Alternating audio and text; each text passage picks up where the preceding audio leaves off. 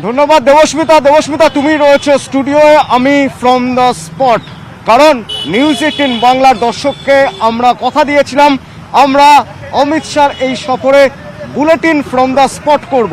The spot এই মুহূর্তে শান্তিনিকেতনের উপাসনা গৃহ, যে উপাসনা গৃহ থেকে 200 মিটার দূরে মিডিয়াকে আটকে রাখা হয়েছে, মিডিয়া যাতে কোনোভাবেই ভিতরে যেতে না পারে। শান্তিনিকেতনের এই উপাসনা গৃহ, যেটা 1890 সালের 21শে ডিসেম্বর যার শুভ সূচনা হয়েছিল, যার আনুষ্ঠানিক উদ্বোধন হয়েছিল আজ 20শে ডিসেম্বর 2020, সেই শান্তিনিকেতনে দাঁড়িয়ে রয়েছি আমি উপাসনা গৃহের সামনে, বুলেটিন ফ্রম দ্য স্পট দর্শকদের উপহার দেব বলে। অত্যন্ত গুরুত্বপূর্ণ এই সফর। প্রথম দিন গতকালই মেদিনীপুরে আমরা দেখেছি, এবং আজ সফরের দ্বিতীয় দিন। আজ অনুব্রতর গড়ে শুভেন্দু অধিকারী দল ছাড়ার বা বিজেপিতে যোগ দেওয়ার ঠিক পরের দিনই অনুব্রতর গড়ে আসছেন অমিত শাহ, তার সঙ্গে থাকছেন। সুতরাং অমিত শাহ কি বার্তা দেন আজকে এখানকার সভা থেকে, রোড র্যালি থেকে, এখান থেকে কি বার্তা দেন, কি বার্তা দেন এখান থেকে অমিত শাহ শুধু নয়, এখান থেকে কি বার্তা দেন শুভেন্দু অধিকারী, সেদিকেও নজর থাকবে। আমার সঙ্গে দুই প্রতিনিধি এই মুহূর্তে রয়েছেন ইন্দ্রজিৎ রুজ রয়েছেন আমার সঙ্গে এই মুহূর্তে, আমার সঙ্গে রয়েছেন সুপ্রতিম রয়েছেন, এবং ইন্দ্রজিতের সঙ্গে কথা বলবো। ইন্দ্রজিৎ, অনুব্রতর গড়ে শুভেন্দু অধিকারী, অবশ্যই অমিত শাহ একটা বড় ফ্যাক্টর, কিন্তু শুভেন্দু অধিকারী গতকাল বিজেপিতে যোগ দেওয়ার পর যতটা আক্রমণাত্মক দেখা গিয়েছে তাকে, তারপর আজ অনুব্রতর গড়ে কতটা হেভি ওয়েট বা কতটা হাই ভোল্টেজ হতে চলেছে আজকের এই সফর?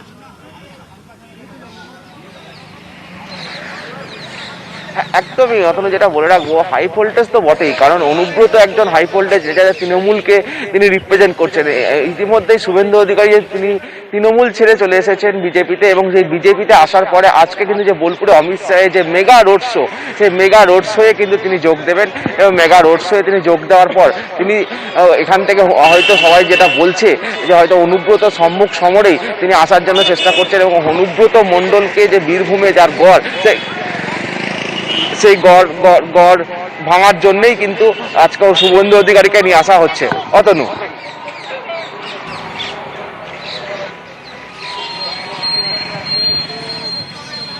রবীন্দ্র ভবন থেকে আমাদের সঙ্গে ছিল ইন্দ্রজিৎ, এবং আমাদের সঙ্গে সঙ্গীত ভবন থেকে আমাদের সঙ্গে এই মুহূর্তে রয়েছেন সঙ্গীত ভবন থেকে সোমরাজের সঙ্গে কথা বলবো, এবং আমাদের সঙ্গে এই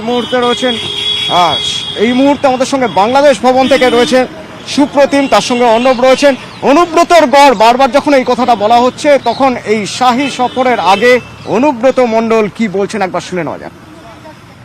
না, পলিটিক্যাল সামনে ভোট উনি আসতেই পারেন, সেটা নিয়ে আমি কিছু ভালো দেখছি না। কিন্তু এখানে কি রবীন্দ্রনাথ তো রাজনীতি করছে বলে? হ্যাঁ, 100% নোংরামি করছে। দাদা বাবুদের বাড়িতে বলছে খাওয়া দাওয়া করবে, সেটা খেতেই পারে।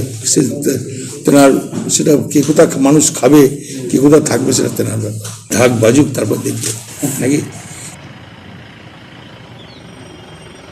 এবার একবার সুপ্রতিমের কাছ থেকে জেনে নিতে চাইবো। সুপ্রতিম, আছে একটা র্যালি রয়েছে, রোড শো রয়েছে, সে বিষয়ে একবার জেনে নিতে চাইবো যারা কর্মী সমর্থকরা রয়েছেন তারা কি বলছেন, এবং কতটা তাৎপর্যপূর্ণ হতে পারে এই র্যালি।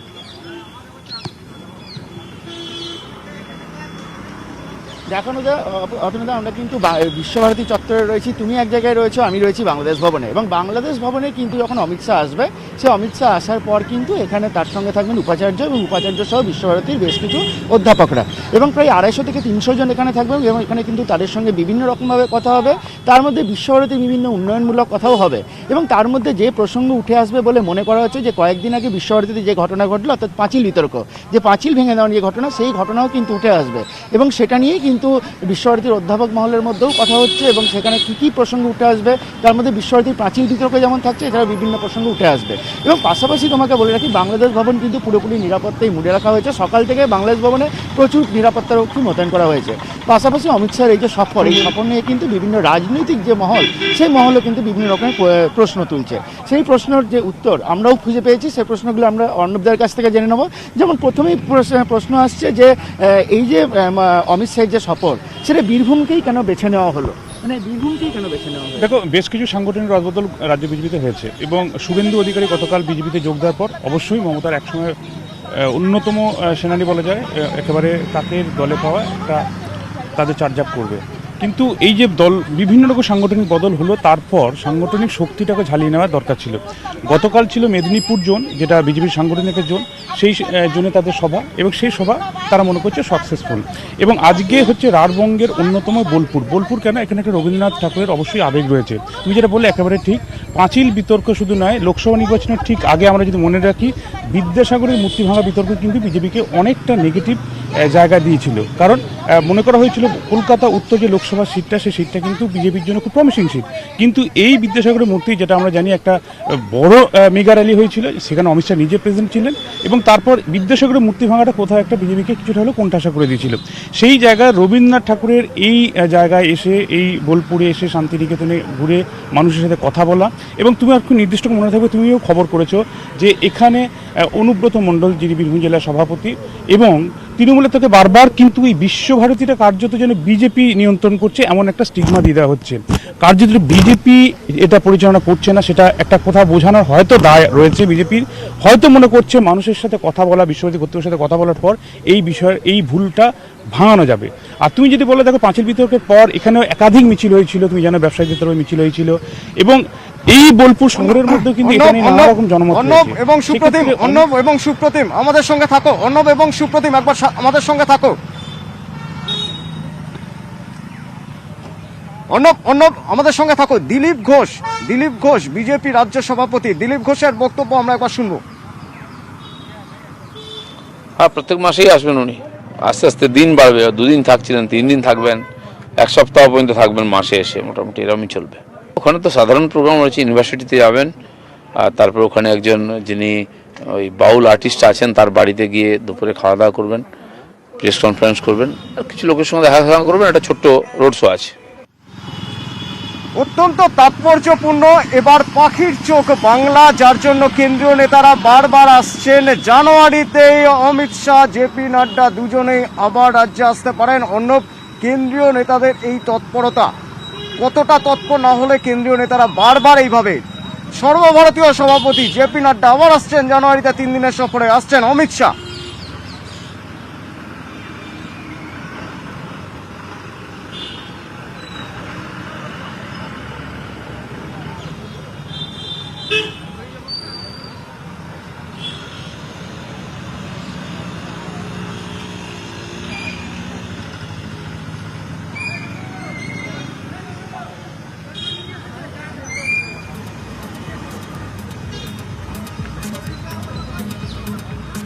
অর্ণব, শোনা যাচ্ছে আমার কথা? অর্ণব, সুপ্রতিম, আমার কথা শোনা যাচ্ছে? এই জায়গা কেন কেন কেন বেছে নেওয়া হচ্ছে? দেখো তুমি লোকসভা ভোটে যদি ফল দেখো, বর্ধমানের 2টো সিট, অর্থাৎ আসানসোল এবং বর্ধমান দুর্গাপুর, অর্থাৎ 2 বর্ধমান মিলিয়ে 2টো সিটকে ইতিমধ্যে বিজেপি দখলে গেছে। বোলপুরে হয়তো বিজেপি সেইভাবে দাঁত ফোটাতে পারেনি, কিন্তু তাদের সব থেকে বড় সমস্যা ছিল সাংগঠনিক দুর্বলতা। তুমি নিজেও জানো, এই বোলপুর লোকসভা নাড্ডা আবার আসবেন জানুয়ারিতে, মানে কেন এই জায়গাটাকে বেছে নিচ্ছে বারবার? দেখো, রাঢ়বঙ্গ যে জোন রয়েছে, সেই জোনে যদি বিজেপি ভালো ফল করতে পারে, তাহলে কিন্তু তারা মনে করছে যে 2021টা কার্যত সময়ের অপেক্ষা, তারা যে নাম্বার দরকার তাদের এই বিধানসভায় তাদের সংখ্যাগরিষ্ঠ পৌঁছানোর জন্য, সেটা হবে। এবং রাঢ়বঙ্গের মধ্যে বীরভূম, মুর্শিদাবাদে বেশ অনেকটা, বর্ধমান, পূর্ব বর্ধমান এবং বাঁকুড়া, পুরুলিয়া, এগুলোর মধ্যে একটা টোপোগ্রাফিক্যাল মিল আছে, মানুষের সোশিও ইকোনমিক স্ট্রাকচারে মিল আছে।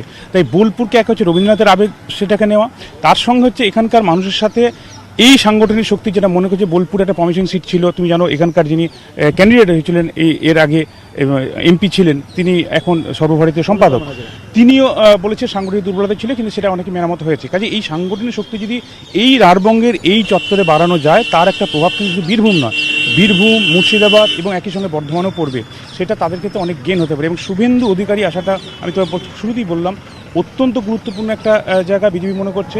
এবং মুর্শিদাবাদ, মালদাহ, এই বিভিন্ন জায়গায় শুভেন্দুর যে একটা নিজস্ব ক্যারিজমা রয়েছে, তার দাদার অনুগামী একটা ক্যারিজমা রয়েছে, এই দুটোকে যদি এক করে দেওয়া যায়, তাহলে কিন্তু বীরভূম, বর্ধমান সব জায়গা থেকে, অর্থাৎ রাঢ়বঙ্গ জোন থেকে তারা ভালো রেজাল্ট করতে পারে। তাই শুধু এখানে নয়, এরপর জেপি নাড্ডা আসবে, তুমি দেখবে এরপরে তুমি জানো 24 তারিখে প্রাইম মিনিস্টার, এই সমীকরণটা বিজেপির জন্য অত্যন্ত গুরুত্বপূর্ণ হয়ে গেছে। অর্ণব এবং সুপ্রতিম দুজন তোমাদের সঙ্গে কথা বলবো, তবে তার আগে সোমরাজের সঙ্গে একবার কথা বলবো।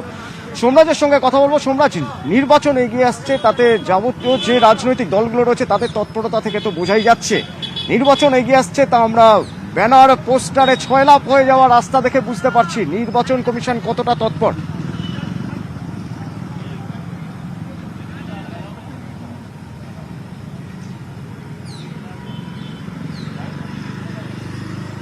দেখো, একদমই নির্বাচন কমিশন তৎপর। গতকালই জাতীয় নির্বাচন কমিশনের তরফে মুখ্য নির্বাচনী আধিকারিক এবং রাজ্যের মুখ্য সচিবকে চিঠি দেওয়া হয়েছে এবং চিঠি দিয়ে কার্যত বলা হয়েছে যে প্রথমত যে সমস্ত পুলিশ কর্তা বা প্রশাসনিক আধিকারিকদের বিরুদ্ধে অভিযোগ রয়েছে তাদেরকে অবিলম্বে বদলি করতে হবে সহ একাধিক নির্দেশ দেওয়া হয়েছে নির্বাচন কমিশনের তরফে। যেমন যে ক্ষেত্রে নির্দেশ দেওয়া হয়েছে, যে নির্দেশগুলি দেওয়া হয়েছে সেক্ষেত্রে অবশ্যই তোমায় জানিয়ে রাখি যে শুধুমাত্র গাফিলতির অভিযোগ নয়, এক্ষেত্রে গত লোকসভা নির্বাচনে নির্বাচন কমিশনের কাছে বা নির্বাচনী আধিকারিকদের কাছে যে সমস্ত প্রশাসনিক আধিকারিকদের বিরুদ্ধে অভিযোগ এসছে তাদেরকেও এবারের নির্বাচন সংক্রান্ত কোনো কাজে রাখা যাবে না। জাতীয় নির্বাচন কমিশনের তরফে এমনটাই বলা হয়েছে, যদিও নির্বাচন কমিশন সূত্রে দাবি যে এটি সাধারণত রুটিন পরামর্শ, কেননা যখনই কোনো নির্বাচন হয় এই নির্বাচনের ক্ষেত্রে এই ধরনের রুটিন পরামর্শ দেওয়া হয়ে থাকে। শুধুমাত্র এ রাজ্য নয়, তার সঙ্গে কেরল, পুদুচেরি, আসাম এই রাজ্যগুলিতেও নির্বাচন রয়েছে, সেখানকার প্রশাসনের কাছেও এই নির্দেশ গেছে জাতীয় নির্বাচন কমিশনের তরফে। এক্ষেত্রে আরও বেশ কয়েক দফা নির্দেশ দেওয়া হয়েছে, যেখানে বলা হয়েছে যে সমস্ত অফিসাররা নিজেদের জেলায় দীর্ঘদিন ধরে কাজ করছেন তাদেরকে 16ই জানুয়ারির মধ্যে বদলি করতে হবে। এবং শুধু তাই নয়, গত নির্বাচনে যেসব অফিসারদের বিরুদ্ধে রাজ্যের মুখ্য নির্বাচনী আধিকারিকদের কাছে অভিযোগ জমা পড়েছে তাদেরকে কোনোভাবেই এবারে নির্বাচনের কাজে যুক্ত করা যাবে না। এবং এক্ষেত্রে দেখো, অবশ্যই সম্ভাবনা রয়েছে জানুয়ারি মাসের মাঝামাঝি নির্বাচন কমিশনের ফুল বেঞ্চ আসার। সেই ফুল বেঞ্চ আসার আগেই যাতে এই কাজগুলি ত্বরান্বিত করা হয়ে যায় সেই বিষয়েও কিন্তু মুখ্য নির্বাচনী আধিকারিককে ইতিমধ্যেই বার্তা দেওয়া হয়েছে বলে নির্বাচন কমিশন সূত্রে খবর। সেক্ষেত্রে মনে করা হচ্ছে যে ফুল বেঞ্চ আসার আগেই সম্ভবত নবান্ন তৎপর হবে। এই যেহেতু মুখ্য সচিবের কাছে চিঠি এসছে, সেক্ষেত্রে অবশ্যই বদলি সংক্রান্ত নির্দেশিকা জারি হতে পারে এবং অবশ্যই জানুয়ারি মাসের মাঝামাঝি যেহেতু ফুল বেঞ্চ আসতে পারে, আসার একটা সম্ভাবনা রয়েছে। কেননা এখনো পর্যন্ত দেখো যে সময় এই নির্দেশিকা পাঠানো হলো বা এই অ্যাডভাইজারি পাঠানো হলো সেই সময় কিন্তু রাজ্যে সোমরাজ আমাদের সঙ্গে থাকো, সোমরাজ বন্দ্যোপাধ্যায় রয়েছেন প্রতিনিধি আমাদের সঙ্গে, রয়েছেন সুপ্রতিম দাস, রয়েছেন অর্ণব হাজরা, রয়েছেন আমাদের সঙ্গে ইন্দ্রজিৎ রোজ। অর্থাৎ গতকাল যারা নিউজ 18 বাংলায় চোখ রেখেছিলেন তারা এটুকু জেনে রাখুন, মেদিনীপুরে ঠিক যেভাবে আমাদের টিম কাজ করেছে, প্রতিটি জায়গা থেকে তুলে ধরেছে প্রতিটি ঘটনার আপডেট, ঠিক সেভাবেই টিম আজ শান্তিনিকেতনে। আমরা শান্তিনিকেতনের সব খবর সরাসরি আপনাদের সামনে তুলে ধরার চেষ্টা করব একটা বিরতির পর। সঙ্গে থাকুন। ম্যাডাম,